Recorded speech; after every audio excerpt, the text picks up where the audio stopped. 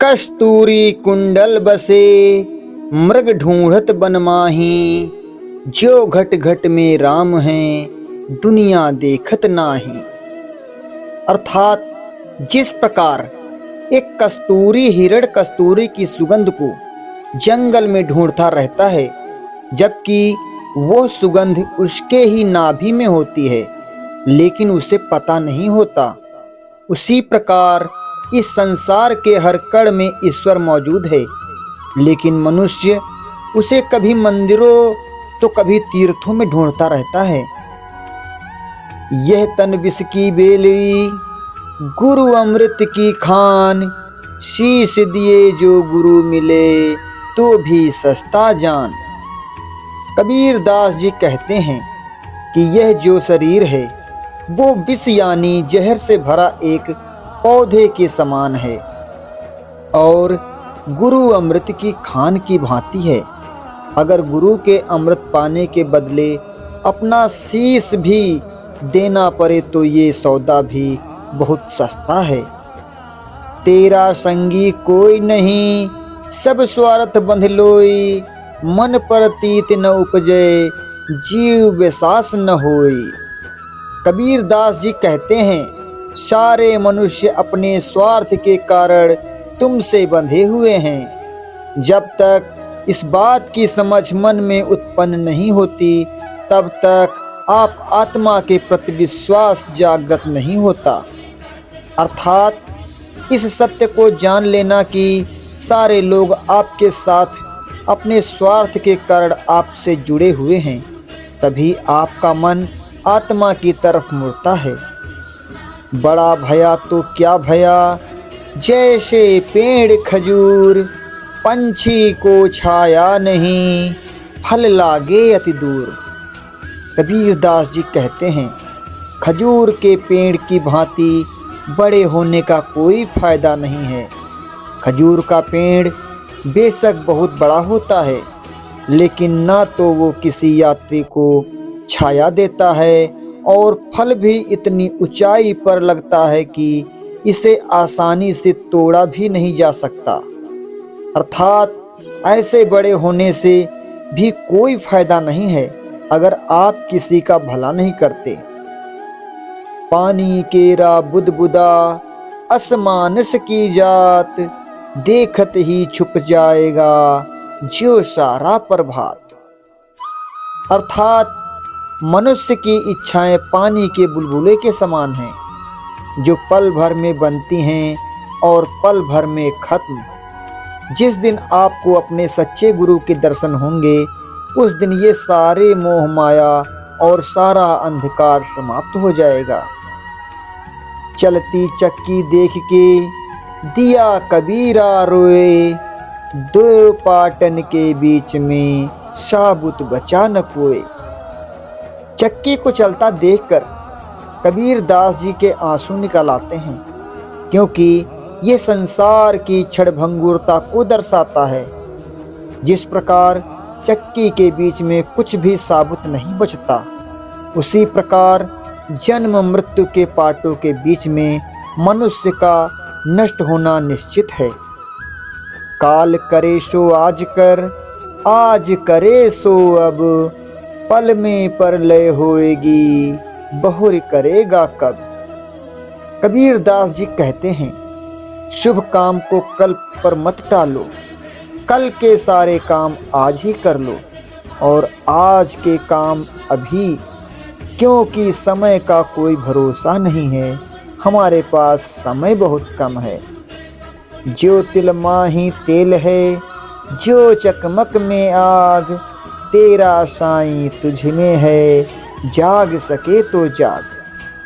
कबीर दास जी कहते हैं, जैसे तिलों में तेल है और चकमक पत्थरों में आग है, लेकिन हमें दिखाई नहीं देता, ठीक वैसे ही हमारा ईश्वर हमारे अंदर ही विद्यमान है।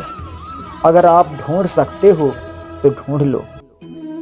जो घट प्रेम न संचरे, जो घट जान समान। जैसे खाल लुहार की सांस लेत बिन प्राण। अर्थात जिसके हृदय में प्रेम नहीं है वो शमशान के समान सूना, भयावह और मृत प्राय होता है।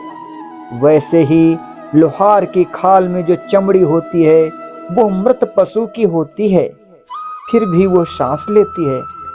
अर्थात प्रेम ही जीवन है। जिस इंसान के अंदर दूसरों के प्रति प्रेम की भावना नहीं है, वो इंसान पशु के समान है। ते दिन गए अकारथ ही, संगत भई न संग। प्रेम बिना पशु जीवन, भक्ति बिना भगवान।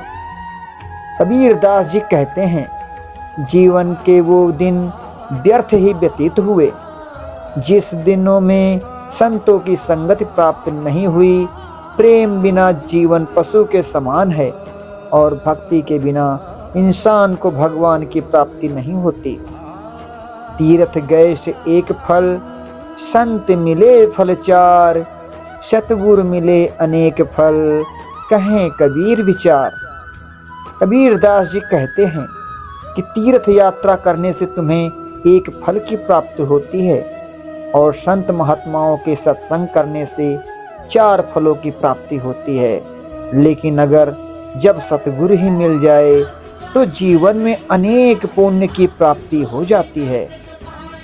तन को जोगी सब करे, मन को विरला कोय। सहजे सब विधि पाइए, जो मन जोगी होए। कबीर दास जी कहते हैं कि शरीर पर भगवे वस्त्र धारण करना सरल है, पर मन को योगी बनाना कोई विरला ही करता है। जिस दिन मन योगी हो जाए उस दिन सारी सिद्धियां सहज ही प्राप्त हो जाएंगी। दुर्लभ मानुष जन्म है, देह न बारंबार। तरुवर जो पत्ता झड़े, बहुर न लागे डार। कबीर दास जी कहते हैं, इस संसार में मनुष्य का जन्म बहुत ही मुश्किल से मिलता है, इसे व्यर्थ नहीं गंवाना चाहिए। जिस प्रकार वृक्ष से पत्ता झड़ जाए तो दोबारा डाल पर नहीं लगता, उसी प्रकार ये मानव शरीर बार बार नहीं मिलता। राम बुलावा भेजिया, दिया कबीरा रोए। जो सुख साधु संग में, सो वैकुंठ में न होए। कबीर दास जी संत की संगति का यह महत्व को बताते हुए कहते हैं, राम का बुलावा सुनकर कबीर को रोना आ गया, क्योंकि साधु की संगत में जो सुख उन्हें मिलता है वो प्रभु के निवास वैकुंठ में नहीं प्राप्त होगा। ज्ञान रतन का जतन कर, माटी का संसार। हाय कबीरा फिर गया, फीका है संसार। कबीर दास जी कहते हैं, ये संसार तो मिट्टी के समान है, आपको ज्ञान पाने की कोशिश करनी चाहिए। अगर ज्ञान नहीं पाया तो मृत्यु के बाद जीवन और फिर जीवन के बाद मृत्यु, यही क्रम चलता रहेगा। आए हैं सो जाएंगे, राजा रंग फकीर। एक सिंहासन चढ़ चले, एक बंधे जात जंजीर। अर्थात जो इस संसार में आया है उसे एक दिन संसार से विदा होना ही पड़ेगा, चाहे वो राजा ही क्यों ना हो या फकीर ही क्यों ना हो।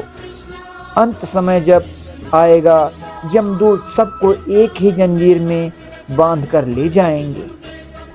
सो दोस्तों, आपको ये वीडियो कैसी लगी कमेंट करके ज़रूर बताइए।